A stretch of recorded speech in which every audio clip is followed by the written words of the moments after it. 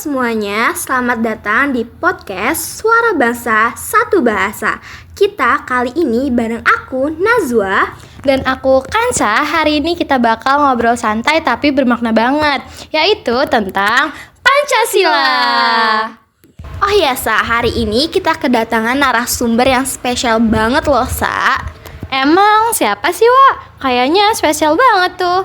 Gimana kalau sebelum mulai podcastnya, kita kenalan dulu sama narasumber yang katanya spesial itu.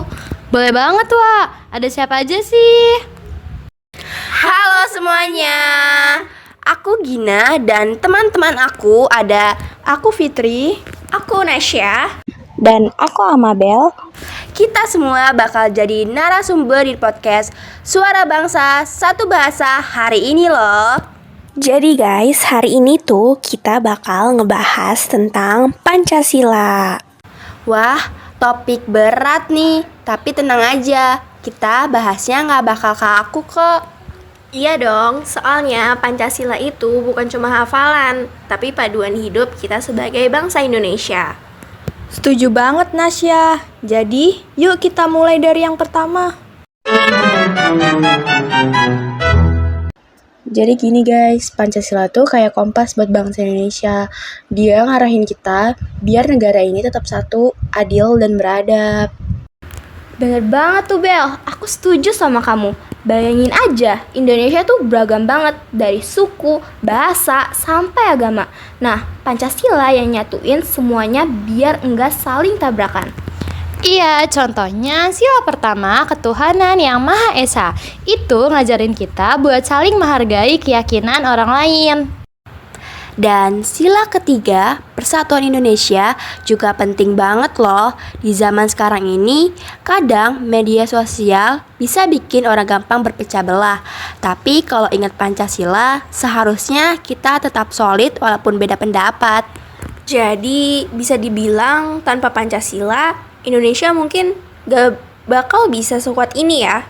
Setuju banget, karena Pancasila itu kan kayak fondasi rumah. Kalau fondasinya rapuh, ya gampang roboh. Nah, sekarang gimana sih penerapan nilai-nilai Pancasila dalam kehidupan sehari-hari? Gampangnya tuh gini, sila kedua itu kemanusiaan yang adil dan beradab.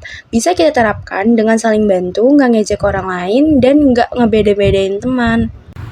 Kalau sila keempat, kerakyatan yang dipimpin oleh hikmat kebijaksanaan dalam permusyawaratan perwakilan. Contohnya kayak lagi musyawarah di kelas, misalnya nentuin ketua kelas, ya harus lewat diskusi kan, bukan rebutan. Oke, bener tuh. Dan sila kelima ini tentang keadilan sosial bagi seluruh rakyat Indonesia. Bisa kita lihat mulai dari hal-hal kecil, kayak nggak egois, bagi-bagi tugas kelompok dengan adil, atau gak nyontek biar adil sama teman lain.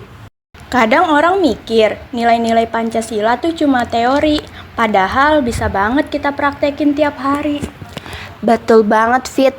Contoh lain, kalau kita buang sampah pada tempatnya, itu juga bentuk tanggung jawab sebagai warga negara loh. Intinya, sekecil apapun tindakan kita, kalau sesuai sama nilai Pancasila, itu udah termasuk bentuk pengamalan. Nah, ini bagian paling seru nih. Kadang kan ngomong doang nih, yang gampang. Tapi ngelakuin konsistennya tuh yang susah. Iya, apalagi di era digital sekarang. Tantangannya tuh kayak hoax, ujaran kebencian, sama egoisme di medsos tuh beneran banyak banget.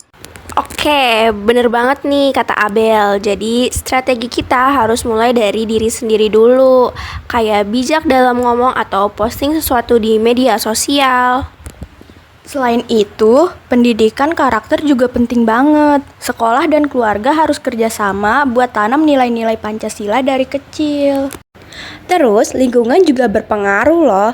Kalau teman-teman kita saling menghargai dan peduli, otomatis kita juga kebawa energi positifnya. Jadi kuncinya tuh sadar, peduli, dan konsisten. Jangan cuma semangat di hari lahir Pancasila aja teman-teman, tapi tiap hari. Wah, seru banget obrolan kali ini. Semoga kita semua bisa terus ngelakuin nilai-nilai Pancasila, bukan cuman dihafal. Betul banget Wak, karena bangsa yang kuat itu dimulai dari warganya yang berkarakter Pancasila. Sekian podcast Suara Bangsa Satu Bahasa. Aku Najwa. Dan aku Kansa, kami pamit undur diri. Bye guys! Salam Pancasila.